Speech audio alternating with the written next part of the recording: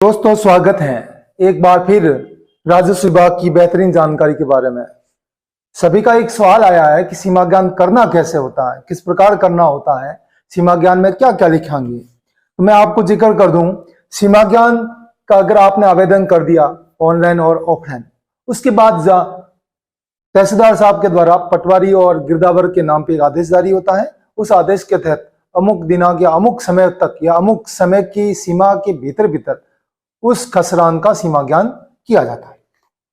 अब सीमा ज्ञान करते समय आप देखिएगा, सीमा ज्ञान करते समय जैसे फॉर एग्जांपल ये खसरा नंबर ये है, इस खसरा का आप सीमा ज्ञान आप करना चाहते हैं कि आप इस खसरे की खसरा नंबर 102 का आप सीमा ज्ञान कराना चाहते हैं। तो आपको सीमा ज्ञान कराते समय सबसे पहला जो पॉइंट होता है वो आपका होता है मुस्तकिल पॉइंट। मुस्तकिल पॉइंट का मतलब होता है एक ऐसा पॉइंट जो सेटलमेंट से लेकर वर्तमान तक, या ऐसा पॉइंट जो कभी किसी भी प्रकार से किसी प्रकार का परिवर्तन नहीं हुआ। जैसे कोई पुराना कुआं हो सकता है, पुरानी इमारत हो सकती है, पुराना भवन हो सकता है, पुराना कोई संस्था हो सकती है, सरकारी भवन हो सकता है, मतलब ऐसी चीज जो कभी परिवर्तन नहीं है। मुख्य रूप से हम लोग मानते हैं, या फिर गांव का पुराना मुंडा हो सकता है, जो कहते हैं गांव का मुंडा। ये सारे ऐसे पॉइंट होते हैं जिसको मुस्तकिल पॉइंट कहते हैं। उसी पॉइंट के आधार पर ही उस खसरान का सीमा ज्ञान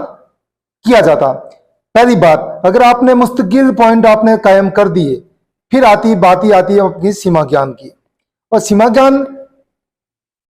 पटवारी आरआई के द्वारा जरीब के माध्यम से कर सकते हैं और जीपीएस सिस्टम के द्वारा भी मापा जा सकता। अब आपकी सबसे पहली बात आई, फॉर एग्जाम्पल इन्होंने मुस्तकिल पॉइंट यहां कायम किया, पता लगा इस पॉइंट पर कुआं है, और जो उनके पास जो सर्वे नक्शा है, जो भू नक्शा है, उस भू नक्शे में कुआं एज इट इज उसी जगह पर आ रहा है। फॉर एग्जाम्पल भू नक्शे के संबंध में अगर ये इतनी लंबाई आ रही है, इतनी यहां से यहां लंबाई 200 मीटर आ रही है भू नक्शे में, और वही भू नक्शे में और वही वर्तमान जीपीएस सिस्टम से या जबी जरीब के माध्यम से भी 200 मीटर आ रही है, तब उस मुस्तकिल पॉइंट से किसी खसरान की वेरीफाई करके अब उस खसरान की सीमा ज्ञान करने की बारी आती है। 200 मीटर हो गया, फिर उसके बाद में इस सीमा ज्ञान करते हैं कि ये कितना, फॉर एग्जाम्पल 200 मीटर, ये कितना 150 मीटर, ये कितना 180 मीटर, ये कितना 135 मीटर। कुल मिला के चारों कोनों को नाप कर लंबाई चौड़ाई ये भी नापा जाएगा, ये भी नापा जाएगा, और कुल मिला के इनकी सबकी लंबाई चौड़ाई जो आपने 10वीं क्लास में पढ़ते थे ना, मेंसुरेशन फीड बुक, उस फीड बुक की तरह इसकी कैलकुलेशन की जाएगी। और कैलकुलेशन करने के बाद अगर लगता है कि इस खसरान की जो सीमा है, कुछ सीमा का हिस्सा कुछ पड़ोस वाले व्यक्ति ने दबा के रखा है, फॉर एग्जाम्पल इतना खसरा उन्होंने दबा रखा है, फॉर एग्जाम्पल मेरी जमीन यहां तक आती थी और पड़ोसी के खसरे में इतना, फॉर एग्जाम्पल अतिक्रमण या उनके पास हो चुका या कब्जे में है, तो इसको लाल स्याही के रूप में दर्शाते हुए, लाल स्याही के रूप में उसको दर्शाना पड़ेगा। और लाल स्याही दर्शाते हुए यह चिन्हित किया जाएगा कि इस सीमा ज्ञान के आवेदन के पश्चात गिरदावर और पटवारी के द्वारा सीमा ज्ञान किया गया। और सीमा ज्ञान में यह पॉइंट विवादस्थ पॉइंट आता है कि इनकी जमीन, फॉर एग्जाम्पल इनके पास जमीन 15 बीघा थी और वर्तमान में उनके पास सीमा ज्ञान करते समय 14 बीघा ही आ रही है, और 1 बीघा का जो आ रहा विवादित क्षेत्र आ रहा है जो पड़ोसी खातेदार का हो सकता है, कंफर्म नहीं है, हो सकता है, इसको विवादित मानते हो उसका पॉइंट बनाकर वो सीमा ज्ञान की रिपोर्ट संबंधित तहसीलदार के पास आएगी। अगर ये सीमा ज्ञान करते समय ये विवादित क्षेत्र नहीं आता है तो तहसीलदार के द्वारा उस सीमा ज्ञान की रिपोर्ट के आधार पर पत्र गठित का आदेश कर दिया जाएगा कि जो सीमा चिन्ह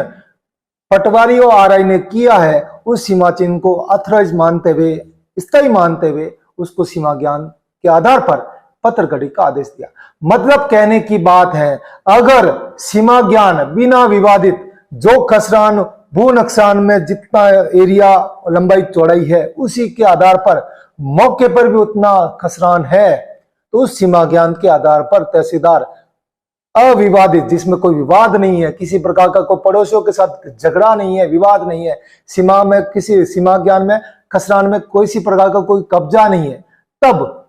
उस सीमा ज्ञान के आधार पर तहसीलदार पत्रगति का आदेश जारी कर देगा। लेकिन अगर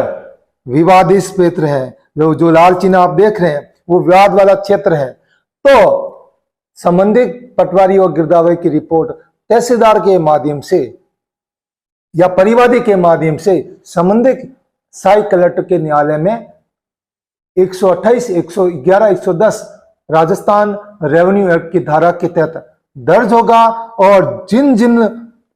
पड़ोसियों के खसरान में इन्होंने कब्जा कर रखा उनको सुनवाई का अवसर देते हुए नोटिस दिया जाएगा और नोटिस देने के बाद सुनवाई का अवसर देते हुए उन लोगों को न्यायालय में पेश करने के लिए कहा जाएगा। वो अपना जवाब देंगे और उचित सुनवाई और उचित बहस के पश्चात डिसीजन दिया जाएगा कि पत्रगढ़ी उस कब्जे के कब्जा जो किया उनका विवादित क्षेत्र को सुनवाई करते हुए अगर 14 बीघा की जगह 15 बीघा की जगह 14 बीघा है और पड़ोसी खातरान कर रहे हैं कि मैंने कब्जा नहीं किया, तो उन खसरान का की भी सीमा ज्ञान कर अगर लग रहा कि उनके पास ज्यादा है तो उन खसरान की जो जमीन जो कब्जे में है उस कब्जे को सीमा ज्ञान के माध्यम से विवाद का समाधान करने के पश्चात उपखंड अधिकारी या सहायक कलेक्टर के न्यायालय के आदेश पर पत्रगति का आदेश जारी कर दिया जाएगा और जो विवादित क्षेत्र है उसको अपना हक हिस्से में रखते हुए इस खातेदार के पक्ष में पत्रगति के चिन्ह दर्ज कर लिया जाएंगे। तो ये है मुख्य रूप से सीमा ज्ञान करने के पश्चात पत्रगति करने का मूल। मेरा निवेदन है पटवारी और तहसीलदार साहब और गिरदावर साहब से कि जब आप पत्रगति करते हैं,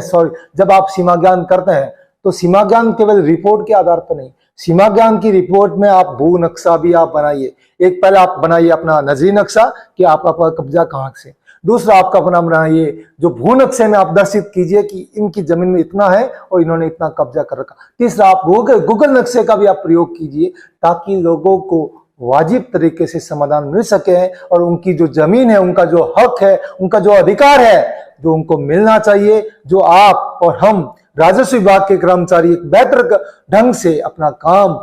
इस तरह से करें कि हमारी किसी भी प्रकार की रिपोर्ट में उन पक्षकारों को किसी प्रकार का विवाद ना हो। और साथ ही में पक्षकारों से निवेदन है कि सीमा ज्ञान एक समरी प्रोसेस है, समरी प्रक्रिया है। सीमा ज्ञान से किसी व्यक्ति की खेत की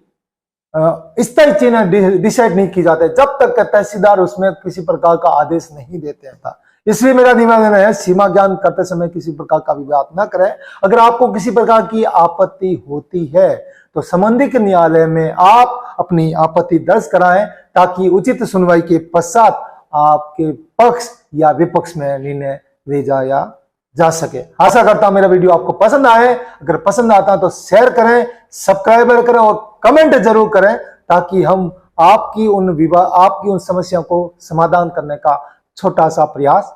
कर सके।